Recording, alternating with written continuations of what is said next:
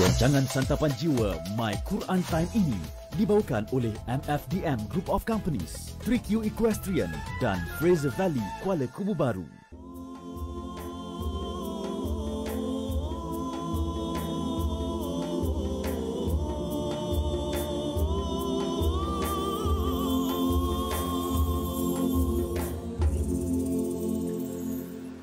Bismillahirrahmanirrahim.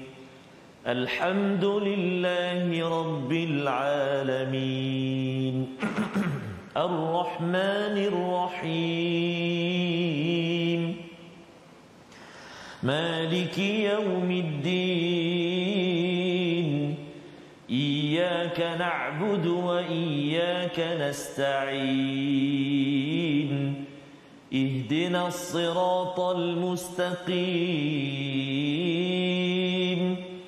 صراط الذين أنعمت عليهم غير المغضوب عليهم ولا الضالين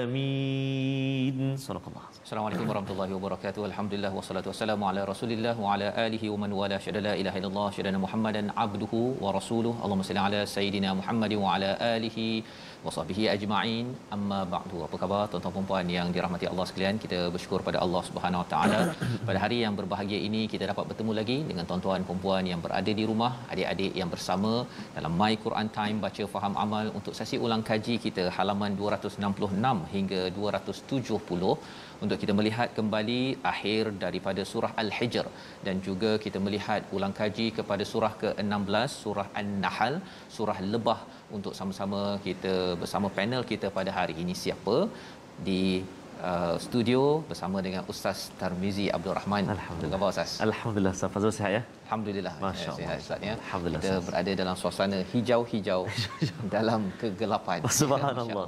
Ya. Dan alhamdulillah kita pada hari ini Ustaz ya, kita bersama dengan panel jemputan kita di atas layar sana, iaitu Dr. Ahmad Sanusi. Apa khabar Doktor? Alhamdulillah sihat. Ustaz Fazrul sihat Alhamdulillah. Ya, kami hijau-hijau, merah di tengah. Oh, subhanallah. Jadi bintang kita pada hari ini Ustaz ya, dalam kita berbincang tentang surah Al-Hijr dan juga surah An-Nahl, ada sesuatu yang kita ingin lihat bersama dan terima kasih doktor bersama dan bagi tuan-tuan yang berada di rumah kita jemput untuk share, maklumkan pada rakan-rakan ya, tag kawan-kawan di situ untuk kita mengulang kaji. Mungkin ada yang sudah tertinggal ataupun sudah pun membaca halaman demi halaman. Betul. Tapi nak kita sama-sama melihat ayat yang ataupun halaman 266 dahulu pada surah Al-Hijr, di mana kita akan melihat kepada satu istilah yang amat istimewa Ustaz ya. Mungkin jarang dijumpai di dalam Al-Quran. Betul. Selepas Allah membawakan peristiwa Nabi Lut alaihi salam bersama dengan kaumnya, iaitu istilahnya mutawassimin. Kita nak baca dahulu ayat yang ke-74 dan 75 dan 76. Tiga ayatlah Ustaz ya. Misal ayatnya pendek-pendek, cuma kita nak lihat senario yang berlaku dan mengapa Allah menggunakan perkataan mutawassimin untuk sama-sama kita belajar bersama dengan Dr. Sanusi sebentar nanti. Silakan Ustaz. Baik, terima kasih Fadil Ustaz Fazrul. Bismillahirrahmanirrahim. Assalamualaikum warahmatullahi wabarakatuh. Alhamdulillah wassalatu wassalamu ala Rasulillah wa ala alihi wa sahbihi man walah wa ba'da. Yang saya kasihi Al-Fadhil Ustaz Fazrul dan juga tetamu undangan kita, bintang kita pada hari ini, bintang ilmu kita yang bahagia Puasa Madya Dr. Ahmad Sanusi. Jadi tak lupa pada tuan-tuan dan puan-puan sahabat Al-Quran yang dikasihi Allah Subhanahu wa taala sekalian. Kita nak melihat tiga ayat Ustaz ya, ayat 74, 75 dan ayat 76 dalam surah Al-Hijr ini insya-Allah. Jom sahabat-sahabat Al-Quran kita mulakan bacaan kita tiga ayat halaman 266 ini insya-Allah.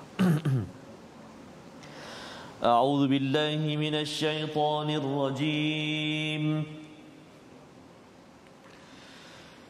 Faja'alna 'aliyaha safilaha wa amtarna 'alaihim hijaratan min sijil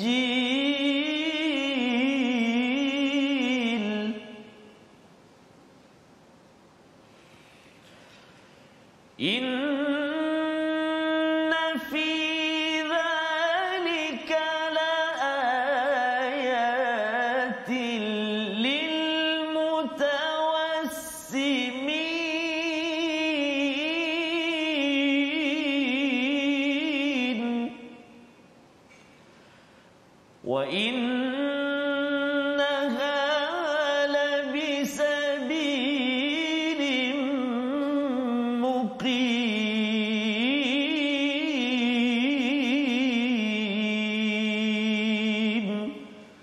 Sadaqallahul azim. Surah Al-Azim ayat 74 hingga 76. Maka kami tunggang terbalikkan negeri itu di kawasan kaum Nabi Lut itu, dan kami hujani mereka dengan batu daripada tanah yang keras, ya, daripada hijaratan min sijil. Inna fi dzalika, sesungguhnya peristiwa itu benar-benar terdapat tanda-tanda bagi orang-orang al-mutawassimin. Dalam ayat yang ke-75 dan ayat 76 Allah menyatakan, dan sesungguhnya negeri itu benar-benar terletak di jalan yang masih tetap dilalui oleh manusia pada waktu ini. Jadi kita ingin bersama dengan Al-Fadhil Ustaz Dr. Ahmad Sanusi untuk sama-sama Ustaz, kalau boleh dijelaskan dalam Al-Quran ini biasanya bercakap tentang mutawakkilin, tentang yaqilun ataupun mereka yang berakal, yang berfikir, tetapi di sini digunakan istilah laayatil lil mutawassimin. Dia seperti pelik sedikit. Minta pencerahan daripada Dr. Ahmad Sanusi. Silakan Ustaz. Baik, terima kasih Ustaz Fazrul dan juga Ustaz Tirmizi. Kalau kita perhatikan perkataan mutawassimin ini adalah perkataan yang betul seperti mana yang disebutkan oleh Ustaz Fazrul. Jarang kita dengar dan jarang juga disebutkan di dalam Al-Quran. Secara umumnya saya bahagikan kepada tuan-tuan, puan-puan, para pendengar, ada 3 definisi ataupun pengertian yang boleh kita fahami daripada perkataan mutawassimin ini. Yang pertamanya, yang paling popular sekali adalah maksudnya adalah orang yang berfikir. Kita terjemah Al-Quran pun mutawassimin ni kita maksudkan sebagai golongan yang berfikir, yang mutafakirin, yang mutafassirin, seperti mana yang disebutkan oleh Al-Imam ataupun Dr. Syekh At-Tantawi di dalam karya tafsirnya. Yang ni yang umumlah, maknanya Allah Ta'ala dah sebut cerita-cerita tentang kerosakan yang dilakukan oleh kaum Nabi Lut. Allah Ta'ala kata ini semua adalah pengajaran bagi orang yang berfikir. Pengertian yang kedua pada pandangan saya lebih menarik lagi, iaitu mutawassimin ini adalah bukan sekadar golongan yang berfikir sahaja. Yang ni yang saya fikirkan juga, mengambil daripada pengertian ataupun tafsir yang dibawa oleh Al-Imam Qurtubi. Al-Imam Qurtubi kata perkataan mutawassimin ini mengambil daripada perkataan wasamat ataupun memberi kesan kepada sesuatu. Wasamatu syai' wasman. Maknanya kalau sesuatu tu memberikan kesan kepada kita, akan ada satu tanda. Sebab tu dalam surah Al-Fathu kita ada baca yang simahum fi wujuhim min athari sujud. Ada tanda cahaya pada wajah orang yang sujud ataupun pada wajah orang yang beriman tu tadi. Jadi mutawassimin kat sini bukan sekadar makna yang pertama tadi, iaitu makna orang yang berfikir tadi, tetapi yang kedua dia memberikan kesan. Ini yang paling penting. Maknanya kita bukan sekadar berfikir, tetapi bagaimana pemikiran itu memberikan kesan sehingga nampak kepada tindakan kita. Maknanya kita tak suka golongan LGBT yang disebutkan dalam kisah Nabi Lut, bukan sahaja kita berfikir untuk menjauhkan, bahkan kita bertindak untuk menjauhkan diri daripada mereka. Yang ketiga, maksud mutawassimin ini juga adalah seperti mana yang dinyatakan oleh Syekh Tantawi di dalam tafsirnya, menyebutkan tentang mutawassimin ini juga boleh dikategorikan sebagai golongan yang mempunyai firasat. Kadang-kadang orang kita suka dia ni ada firasat-firasat tertentu, dia tengok, dia boleh nampak tanda-tanda tertentu.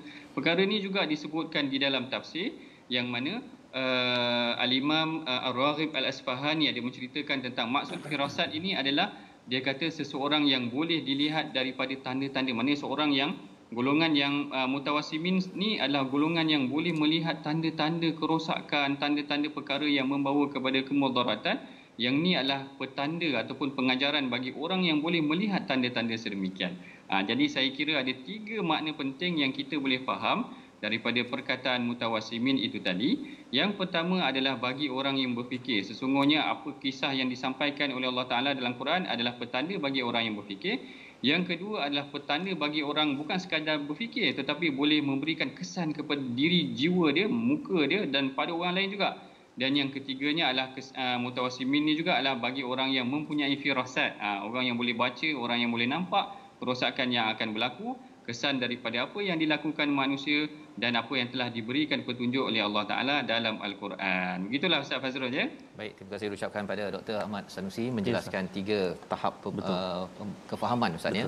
Mutawassimin tadi iaitu berfikir ataupun yang boleh mengambil tindakan kepada apa yang difikirkan dan juga ada firasat di situ. Dan menariklah disebabkan dalam sistem pembelajaran kita Ustaz ni bercakap tentang kemahiran berfikir aras tinggi, dia bercakap tentang taksonomi Bloom. Biasanya orang cakap tentang tahu, memahami, analisis, sintesis sampai menghasilkan sesuatu. Dan dalam konteks ini seseorang mutawassimin yang Ustaz ataupun Dr. Ahmad Sanusi nyatakan tadi, menghasilkan, to create, ya, menghasilkan, bukan sekadar menghasilkan inovasi fizikal tetapi menghasilkan inovasi sosial, tindakan untuk menjauhkan, ya, terutama dalam konteks ini menjauhkan daripada bahaya LGBT dalam masyarakat. Ia perlu diambil tindakan, ia bukan sekadar tengok keadaan sajalah.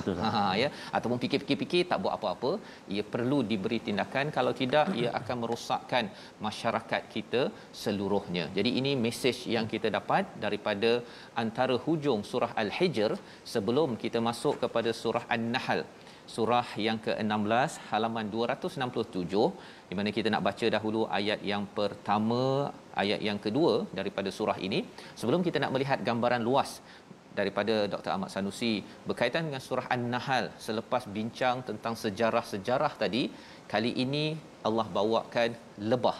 Apakah yang kita boleh belajar keseluruhan surah ini walaupun kita belum lagi habis mengikuti halaman demi halaman, agar kita dapat gambaran yang telah kita belajar dan yang akan kita belajar selepas hari ini insya-Allah. Bersama Ustaz Tarmizi, ayat 1 hingga 2 surah An-Nahl, muka surat 267. Silakan Ustaz. Terima kasih kepada Ustaz Fazrul, kepada Ustaz Prof. Madya Dr. Ahmad Sanusi, tuan-tuan dan puan sahabat Al-Quran yang dikasihi oleh Allah Subhanahu Wa Taala sekalian.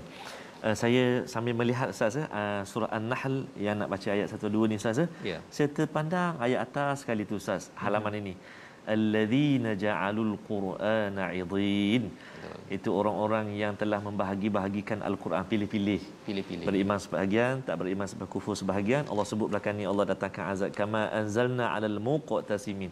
Jadi mudah-mudahan saja kita semua tuan-tuan dan puan tidak berlaku sedemikianlah. Yang ni saya rasa tak berapa sesuai lah dengan saya. Jadi saya tak nak inilah. Contoh. Itu sebabnya mengapa di My Quran Time ni Ustaz, kita nak tengok halaman demi halaman. Jangan pilih surah favorite saja. Kan kita nak semua. Moga-moga tuan-tuan kita dimudahkan urusan ini sampai ke hujung dan kita satu baca, satu faham, dan yang ketiganya ialah kita nak mengamalkan, ambil tindakan mutawassimin tadilah, ya, insya-Allah. Insya-Allah. Terima kasih Ustaz Fazrul. Sahabat-sahabat Al-Quran yang dikasihi Allah Subhanahu Wa Taala sekalian, jom kita baca ayat yang pertama dan ayat yang kedua, permulaan surah An-Nahl insya-Allah. Kita cuba bacaan murattal Hijaz insya-Allah. A'udzu billahi minasyaitonir rajim. Bismillahirrahmanirrahim. Ata amrullahi fala tasta'jiluh. Subhanahu wa ta'ala amma yushrikun.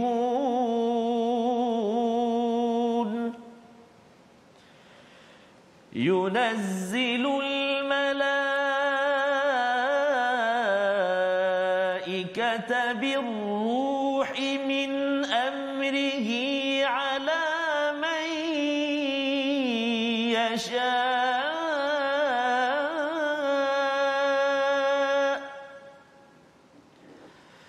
ينزل الملائكة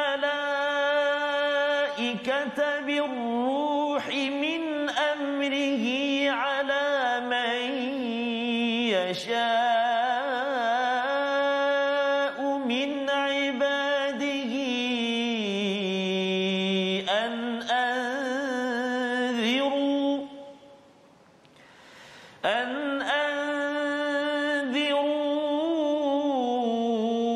أنه لا إله إلا فاتقون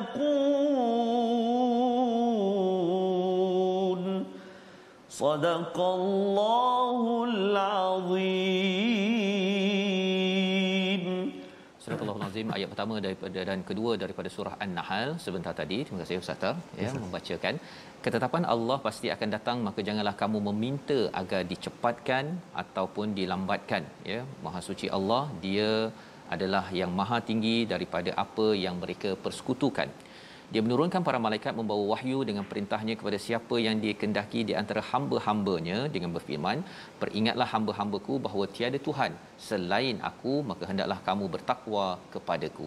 Inilah dua ayat daripada surah An-Nahl, surah yang ke-16, surah Makkiyah, surah yang diambil tajuknya itu ya daripada lebah. Mengapa, apa isinya secara keseluruhan agar tuan-tuan yang sudah pun mengikuti beberapa halaman minggu ini dan akan mengikutinya pada minggu akan datang dapat gambaran lebih besar. Kita terus bersama Ustaz Dr. Ahmad Sanusi untuk menjelaskan Ustaz gambaran tema dalam surah An-Nahl ini, memberi gambaran, memberi semangat ya. Biasanya jarang orang baca Khamis malam Jumaat surah An-Nahl kan, biasanya baca surah Yasin. Tapi kali ini minta Ustaz untuk promote sikit surah yang ke-16 ini. Silakan. Baik, terima kasih Ustaz Fazrul. Betul apa yang Ustaz Fazrul cakapkan tadi, bahawa surah An-Nahl ini adalah antara surah yang Rasulullah SAW baca pada hari Jumaat. Mungkin orang tak tahu. Orang secara spesifik baca surah Al-Kahfi ataupun secara spesifiknya disebutkan tentang surah Kahfi. Tetapi dalam riwayat yang disebutkan oleh Imam Bukhari sendiri, Rasulullah SAW dikatakan annahu qara'a yaumul jum'ati 'alal minbari suratul Nahl. Rasulullah SAW pernah membaca suratul Nahl pada hari Jumaat di atas mimbar. Sehinggalah bila mana datangnya ayat mengenai sujud, Rasulullah terus sujud dan turun daripada mimbar dan terus sujud, menyebabkan orang-orang yang lain turut sujud apabila melihat Rasulullah sujud. Baik, ini secara umumnya tentang gambaran mengenai tentang bagaimana Rasulullah membaca suratul Nahl. Bahkan kalau kita perhatikan, ada satu ayat di dalam surah An-Nahl ini yang mana Rasulullah SAW bacakan dan kita pada hari ini baca di atas mimbar, iaitu ayat tentang yang Allah Taala sebut, a'udzubillahi minasyaitonirrajim, innallaha ya'muru bil 'adli wal ihsan wa ita'i dzil qurba wa yanha 'anil fahsya'i wal munkar. Kalau kita perasan, ayat ini adalah daripada suratul Nahl yang hari ini setiap hari Jumaat kita baca, orang yang maknanya khatib baca di atas mimbar. Baik, yang ini secara umumnya tentang suratul Nahl. Suratul Nahl dari aspek temanya ataupun maqasidnya ataupun objektifnya saya bahagikan kepada empat. Yang pertama, kita kena faham suratul Nahl ni adalah surah yang diturunkan di Makkah, Makkiyatun Nuzul, iaitu diturunkan di Makkah, yang mana sebutannya banyak menceritakan tentang konsep ketauhidan. Yang ni kita faham bagaimana Allah Ta'ala nak menggambarkan kepada kita banyak nikmat-nikmat yang Allah Ta'ala telah berikan kepada kita, sehinggakan suratul Nahl ini juga dikenali sebagai suratul Ni'am, surah-surah tentang nikmat-nikmat, ataupun suratul Imtinan, surah-surah yang banyak pemberian yang Allah Ta'ala berikan kepada kita. Jadi yang pertama, suratul Nahl ni adalah surah yang menyebutkan tentang segala nikmat yang Allah Ta'ala berikan kepada kita. Dia sikit berbeza daripada suratul Rahman. Suratul Rahman Allah Ta'ala cerita tentang kasih sayang, dia cerita tentang nikmat juga, tapi menjurus kepada sifat Allah Ta'ala itu sendiri. Tetapi suratul Nahl ini menceritakan tentang nikmat Allah secara fizikalnya, secara yang nampaknya demikian. Yang keduanya adalah macam yang kita sebutkan tadi, yang mana suratul Nahl ini adalah surah yang diturunkan di Makkah. Jadi kebanyakan konsep kerangka dia ataupun objektif maqasidnya adalah menjurus kepada mempercayai ataupun menghidupkan konsep ketauhidan di dalam jiwa manusia. Salah satu konsep bagaimana Allah Ta'ala nak terangkan bagaimana kita boleh memahami tentang ataupun mendekatkan diri kita dengan Allah adalah dengan mengingati nikmat-nikmat, segala pemberian yang telah Allah Ta'ala berikan kepada kita, seperti mana yang telah disebutkan di dalam surah An-Nahl ini tadi. Baik, kemudian yang ketiga ni juga bagaimana Allah Ta'ala nak memberikan kita contoh kepada kita. Sekiranya Allah Ta'ala, yang pertama tadi, Allah Ta'ala nak memperingatkan kita tentang nikmat yang Allah Ta'ala berikan kepada kita. Yang keduanya, secara umumnya suratul Nahl ni konsepnya adalah membangunkan konsep tauhid di dalam Al-Quran itu sendiri dan di dalam jiwa manusia. Dan yang ketiganya yang lebih menarik, Allah Ta'ala tak beri secara maknanya teori saja, ataupun tidak beri secara sebagai contoh saja, tetapi Allah Ta'ala datangkan juga beberapa contoh. Maknanya Allah Ta'ala datangkan secara praktikalnya, Allah Ta'ala kata ada di kalangan manusia yang kami berikan nikmat ataupun kami berikan dia keadaan yang sukar, dia betul-betul memohon keampunan ataupun pengharapan kepada Allah Ta'ala. Kemudian sekiranya summa idza kashafa ad-durra ankum, bila mana Allah Ta'ala tarik balik kesusahan tu, idh fariqun minhum bi rabbihim yusyrikun, sebahagian daripada mereka syirikkan kepada Allah Ta'ala balik. Maknanya Allah Ta'ala tadi menceritakan tentang tauhid, Allah Ta'ala menceritakan tentang nikmat. Kali ini Allah Ta'ala datangkan secara reasoningnya, secara manusia boleh berfikir, dan secara praktikalnya ada di kalangan kamu. Allah Ta'ala kata, Allah Ta'ala bagi contoh, ada di kalangan kamu, aku dah bagi nikmat banyak, dan bila mana dia berada dalam keadaan sempit, dia berdoa kepada Allah Ta'ala. Bila Allah Ta'ala beri dia nikmat, dia kufur kepada Allah Ta'ala. Yang ketiga ni adalah pengajaran praktikal tentang sikap manusia terhadap nikmat yang Allah Ta'ala berikan kepada mereka. Pertama, Allah Ta'ala cerita tentang ketauhidan. Yang kedua, Allah Ta'ala cerita tentang nikmat-nikmat. Yang ketiga, Allah Ta'ala ceritakan tentang bagaimana sikap manusia kepada nikmat ni. Kejap-kejap dia beriman, kejap-kejap dia kufur. Kalau macam Ustaz Tirmizi sebutkan tadi, kejap-kejap dia pilih ayat ni, kejap-kejap dia pilih ayat ni. Yang ni cerita tentang nikmat pula. Kejap-kejap beriman, kejap-kejap dia kufur. Dan yang keempat yang boleh juga saya fahami ataupun yang kita ambil daripada tema ataupun konsep-konsep yang dibawa dalam surah An-Nahl ini juga adalah bagaimana kepentingan menyampaikan isi kandung tauhid itu sendiri. Kerana kalau kita perhatikan nanti di penghujung surah An-Nahl ini, Rasulullah Allah Ta'ala menceritakan tentang peranan Nabi Ibrahim tadi, bagaimana dia membangunkan perkara akidah itu sendiri di dalam jiwa masyarakatnya. Ini pada saya adalah satu perkara yang penting, yang menerangkan tentang bukan sekadar konsep tauhid, bukan sekadar maknanya mengingatkan nikmat Allah Ta'ala, tetapi peranan kita. Peranan kita. Sebab itulah dalam beberapa ayat juga diceritakan tentang kesan orang yang tidak beriman kepada tauhid, tidak beriman kepada hari akhirat. Kesannya nanti dia akan bukan sahaja merosakkan dirinya, merosakkan manusia yang lain, bahkan dia akan memberikan kesan kepada hari akhirat nanti. Saya kira itu antara 4 tema utama yang boleh kita fahami ataupun yang boleh kita teladani daripada surah An-Nahl. Jangan kita faham sekadar nikmat sahaja, tetapi menjurus kepada tindakan juga apa yang kita boleh buat daripada apa yang kita faham daripada surah An-Nahl. Masya-Allah, terima kasih diucapkan pada Dr. Ahmad Sanusi sebentar tadi menjelaskan 4 bahagian ataupun 4 perkara dalam surah An-Nahl. Untuk kalau kita kaitkan dengan surah Al-Hijr tadi, mutawassimin Ustaz ya, dia boleh berfikir dan boleh mengambil tindakan. Surah An-Nahl ini memang fikir tentang nikmat Allah, tentang puncanya daripada Allah, keimanan tauhid itu tadi. Dan kemudian ada orang yang degil, tidak bersyukur, mensyirikkan Tuhan bila dah dapat nikmat. Ada orang yang okey, dan peranan kita ialah untuk mengingatkan kepada dunia bahawa ada sumber nikmat yang perlu kita hayati dan imani dan kita syukuri dalam kehidupan kita seharian. Jadi kita berhenti sebentar, kita kembali semula selepas ini untuk menyambung halaman seterusnya surah Lebah bersama My Quran Time, baca faham amal insya-Allah.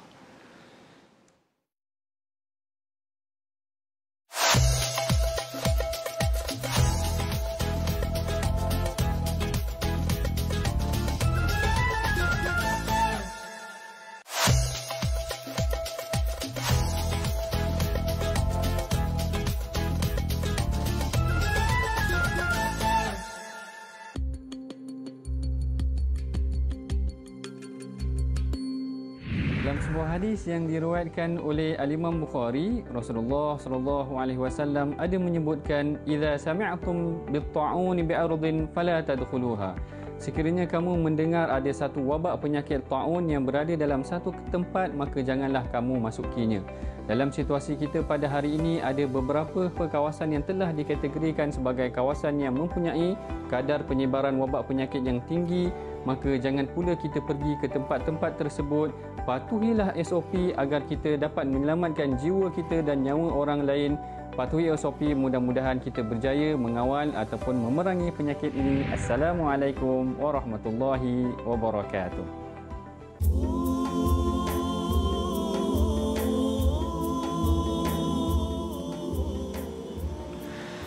Jadilah rumput nan lemah lembut, tak luruh dipukul ribut. bagai karang di dasar lautan, tak terusik dilanda badai. Dapatkan yang original, Ustaz. Itu satu rangkap, Ustaz. Satu rangkap. Nasyid yang disampaikan oleh Abang-abang Hijaz. Tajuk dia Lukisan Alam. Masya-Allah. Ya, saya kira sangat bertepatan berkait dengan surah An-Nahl ini. Allah suruh kita berfikir menggunakan akal. Betul. Ya, dan bila berfikir dengan bertafakur itu dua istilah berbeza, Ustaz ya. Berfikir ni semua orang berfikir. Betul. Tapi tafakur itu berfikir secara mendalam, dan inilah yang kita sudah pun dijelaskan oleh Dr. Ahmad Sanusi sebentar tadi, iaitu ada 4 perkara di dalam surah An-Nahl ini berkaitan dengan ketauhidan, tentang membina iman dalam jiwa kita, bukan sekadar teori tetapi praktikal, bagaimana mensikapi kepada nikmat-nikmat yang Allah beri tadi itu, dan juga ada tanggungjawab, iaitu kita menyampaikan isi kandungan daripada Al-Quran itu untuk kita menjadi hamba yang bersyukur, yang mentauhidkan Allah Subhanahu Wa Taala.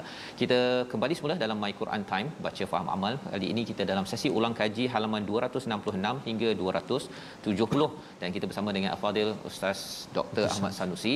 Kita nak melihat Ustaz pada ayat ataupun halaman 268, iaitu pada ayat yang ke 11, ya, di mana kita nak bacalah ya, baca okey untuk memudahkan ceritanya, dan kemudian kita nak lihat apakah yang istimewa dalam surah yang bercakap tentang lukisan alam ini. Silakan Ustaz, ayat ke-11. Terima kasih kepada Ustaz Fazrul. Yang bahagia Fadil Profesor Madya Dr. Ahmad Sanusi, khususnya tuan-tuan dan puan-puan sahabat Al-Quran yang dikasihi Allah Subhanahu Wa Taala sekalian. Menarik dalam ayat yang ke-11 ini Ustaz ya, ada zaitun, ada an-nakhil, ada a'nab, kan, subhanallah. Jadi sekejap lagi kita lihat apakah isi kandungnya. Mari kita baca dulu sama-sama ayat yang ke-11 halaman 268 insya-Allah. A'udzubillahi minasyaitonirrajim. Yunbitu lakum bihi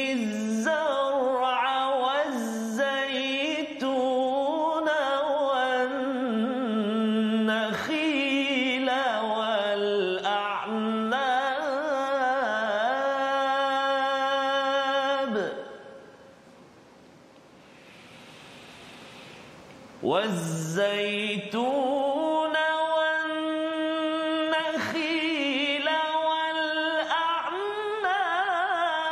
ومن كل الثمرات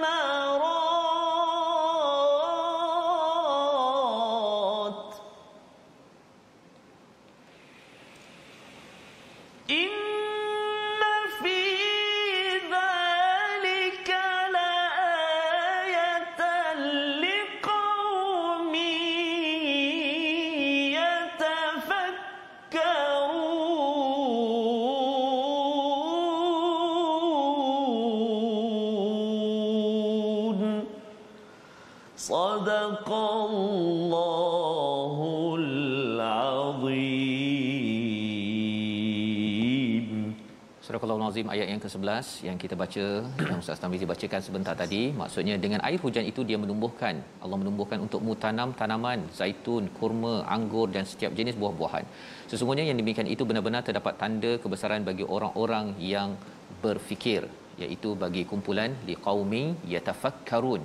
Ini adalah ayat ke-11, dan di dalam surah An-Nahl ini nanti ada satu lagi ayat yang belum lagi kita belajar, tetapi kita boleh fokus ataupun kita ke depan sedikit, ayat 67, iaitu apabila Allah menyatakan wa min thamarat, daripada buah-buah kurma dan anggur kamu berbuat minuman memabukkan dan rezeki yang baik.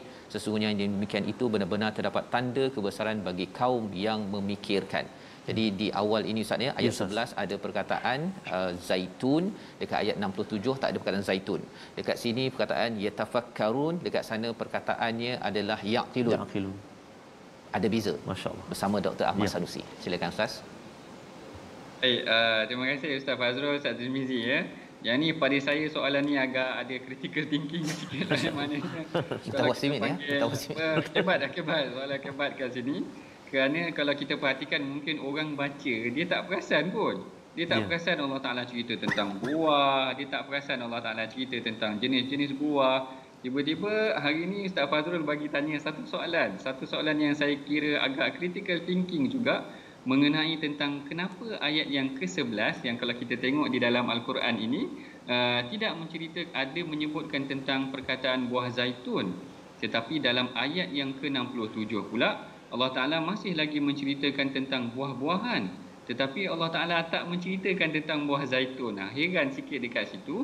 Jadi kat sini saya juga semak juga beberapa tafsir, dan jarang kita temui tentang huraian ataupun penafsiran ataupun pengolahan mengenai tentang kenapa dalam ayat yang ke-67 tidak disebutkan mengenai tentang perkataan zaitun. Jadi secara umumnya saya gambarkan perkara ini adalah berdasarkan siyak. Siyak ni maksudnya adalah konteks ayat tersebut. Kenapa dalam ayat yang ke-11 Allah Ta'ala menceritakan tentang buah-buahan dan Allah Ta'ala sebut tentang zaitun? Kenapa dalam ayat yang ke-67 Allah Ta'ala masih lagi menyebutkan tentang buah-buahan tetapi Allah Ta'ala tidak menyebutkan tentang buah zaitun? Yang pertama, kerana mengenai tentang siyak ayat itu sendiri, iaitu konteks ayat tersebut ataupun keadaan ayat tersebut mengenai tentang menceritakan, Allah Ta'ala sedang menceritakan tentang nikmat yang Allah Ta'ala berikan kepada seluruh manusia. Yang ni kalau kita perhatikan daripada ayat ketiga, kalau kita tengok dalam mushaf ini ayat ketiga Allah Ta'ala ceritakan tentang nikmat dia, Allah Ta'ala berikan tentang binatang-binatang, Allah Ta'ala berikan tentang unta, Allah Ta'ala berikan tentang tunggangan yang lain dan sebagainya, sehinggalah bila mana perincian masuk kepada tanam-tanaman ataupun buah-buahan, Allah Ta'ala menyebutkan satu-satu. Allah Ta'ala menceritakan tentang buah zaitun, ada tamar, ada anggur, ada buah-buahan lain dan sebagainya. Tetapi sekiranya kita masuk kepada konteks ayat ke-67, kalau tuan-tuan boleh tengok dalam muka surat ataupun pada halaman yang ke-274, yang kat sini sebenarnya konteksnya sedikit berbeza. Kat sini konteks dia sedikit berbeza. Tuan-tuan tak boleh faham daripada ayat 1 tu sahaja, bahkan tuan-tuan kena undur sedikit ke belakang, mulakan daripada ayat yang ke-51, bagaimana sebenarnya konteks ni Allah Ta'ala bermula daripada ayat yang ke-51, Allah Ta'ala sedang menegur orang Quraisy. Allah Ta'ala sedang menegur Quraisy, yang mana ayat yang ke-51 Allah Ta'ala ceritakan yang Quraisy ni dia mensyirikkan Allah Ta'ala. Ayat ke-56 Allah Ta'ala cerita bagaimana Quraisy ni dia menjadikan bagi Allah tu ada anak perempuan. Quraisy punya jahat tu, dia bukan saja mensyirikkan Allah Ta'ala, dia tak suka anak perempuan, dia kata anak perempuan ni untuk Allah, anak lelaki untuk aku. Katakan macam tu. Ayat yang ke-60 Allah Ta'ala ceritakan tentang Quraisy ni tak beriman kepada hari akhirat. Ayat ke-62 Allah Ta'ala ceritakan tentang bagaimana Quraisy ni kalau benda yang dia tak suka, dia sandarkan kepada Allah Ta'ala. Ayat ke-63 dengan ayat yang ke-64 Allah Ta'ala ceritakan tentang amaran yang Allah Ta'ala berikan kepada Quraisy ataupun kaum Arab ataupun kaum terdahulu melalui Rasul. Maka masuk kepada ayat yang ke-67, ayat sebelum tu sikit Allah Ta'ala dah mula memberikan tentang contoh-contoh nikmat. Dan salah satu contoh-contoh nikmat yang Allah Ta'ala berikan kepada Quraisy, Allah Ta'ala sebut dua perkara kat sini, iaitu tumbuhan-tumbuhan, termasuklah tamar dan anggur. Tidak disebutkan zaitun di sini, kerana kalau kita tengok hujung ayat tu apa Allah Ta'ala sebut? Allah Ta'ala kata wa min thamaratin nakhili wal a'nab tattakhiduna minhu sakaran wa rizqan hasana.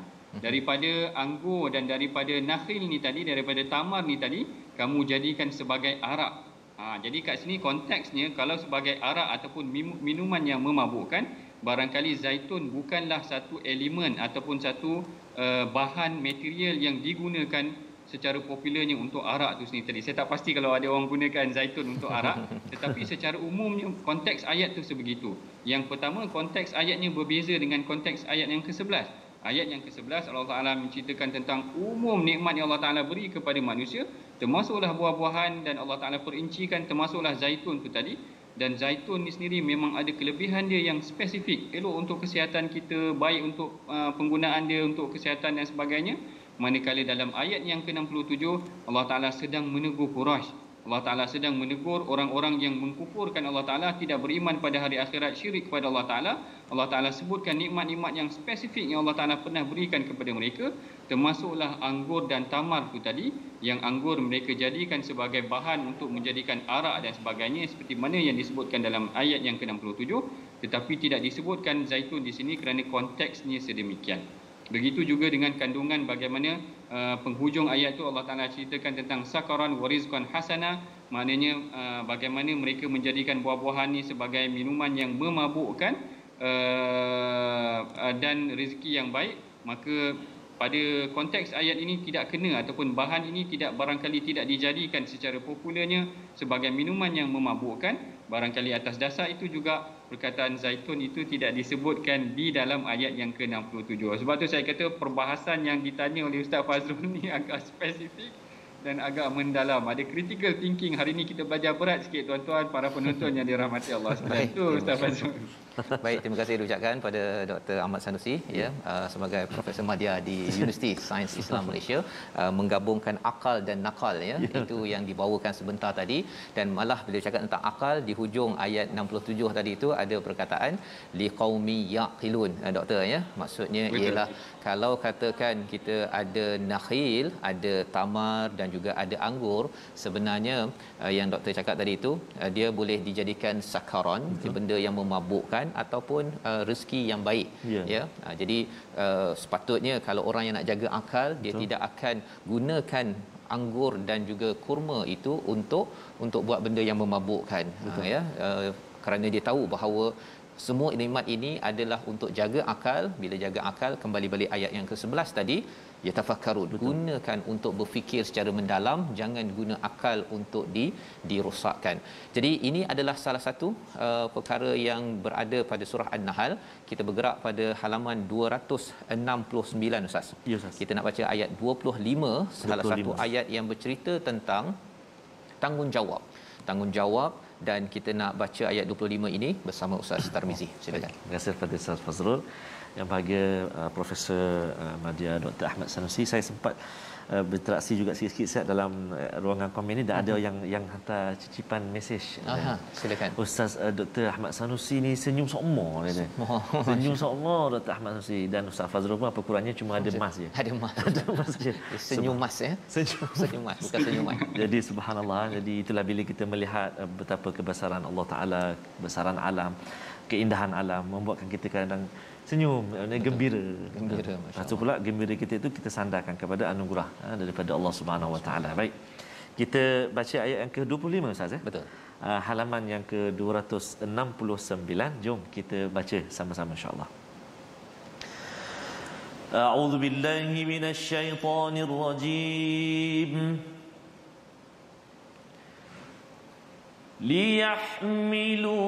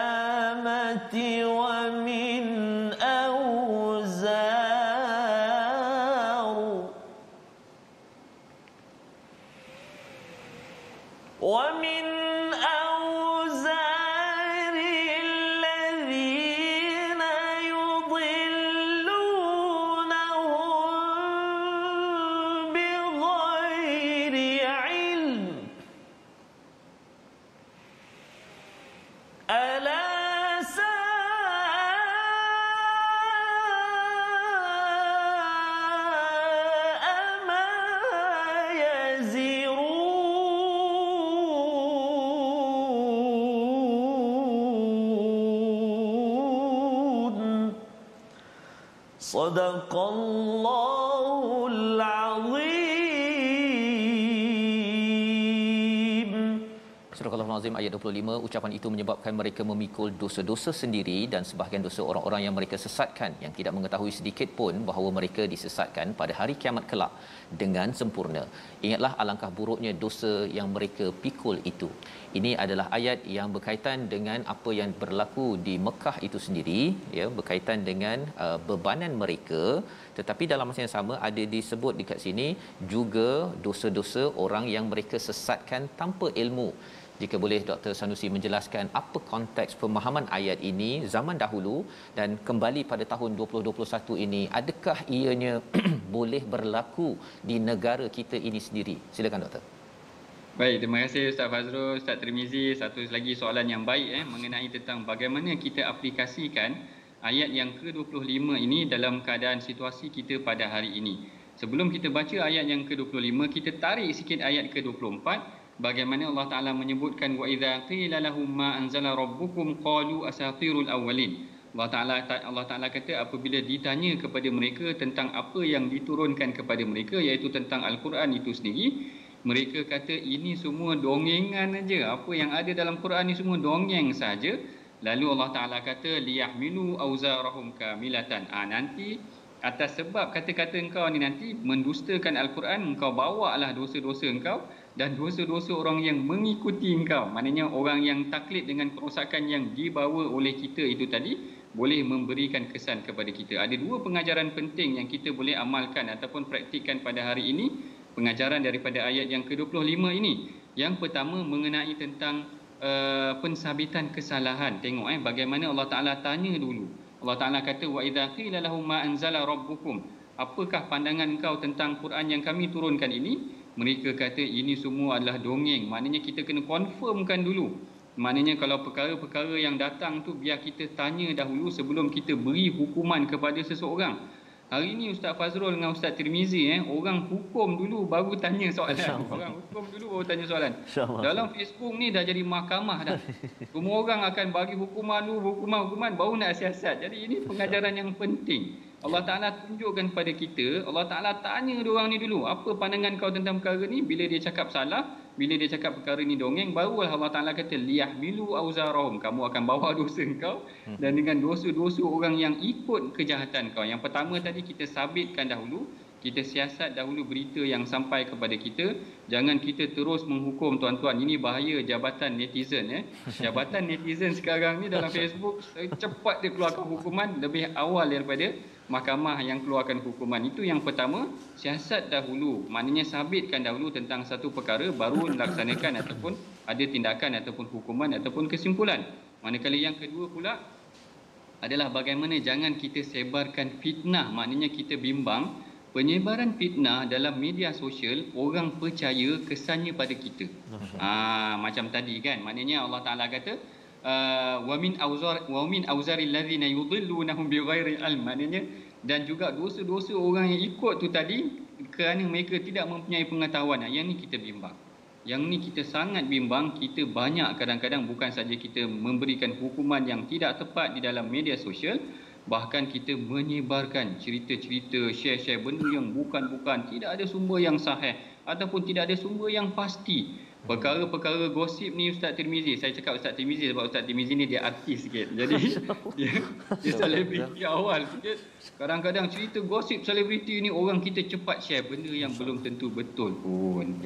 Jadi siasat dahulu, kita bimbang, kita share, orang double share pula. Orang share bawah kita, share lagi beribu-ribu. Dosa tu barangkali kita takut bermula dengan kita. Allahu Akbar. Kita bawa fitnah pada orang, kita bawa orang tu dah terkesan sangat, baru kita dia terasa salah, baru kita nak delete, baru kita nak minta maaf, kadang-kadang dah terlambat. Kita bimbang orang tu tak maafkan kita, dosa itu akan membangkit ataupun mengembang dan kesannya pada diri kita sendiri. Sebab zaman sekarang orang semua ikut bighairi ilmin, maknanya tanpa ilmu, orang main ikut saja. Ini yang kita bimbang berlaku pada hari ini. Yang ini yang saya kira pengajaran yang penting juga daripada ayat yang ke-25. Yang pertama, sabitkan dahulu kesalahan. Jangan semudah-mudahnya kita hukum seseorang tanpa kita siasat. Yang kedua, jangan kita mudah-mudah menyebarkan sesuatu perkara kerana kita bimbang sebaran kita itu adalah fitnah dan orang lain akan memberi ikut fitnah yang kita bawa dan kita adalah punca kepada penyebaran fitnah tersebut. Betul. Kita tak nak perkara ni berlaku, kita tak nak terseksa hidup kita nanti di hari akhirat kelak. Wallahu alam. Mungkin Ustaz Fazrul boleh tambah sikit lagi. Terima kasih doktor. Ya, mencerahkan perkara ini sebenarnya dalam konteks sekarang. Pasal sekarang ni kita banyak guna telefon Ustaz ya. Jadi mudah sangat, banyak masa bersama dengan PDPR-nya, telefon satu seorang ya.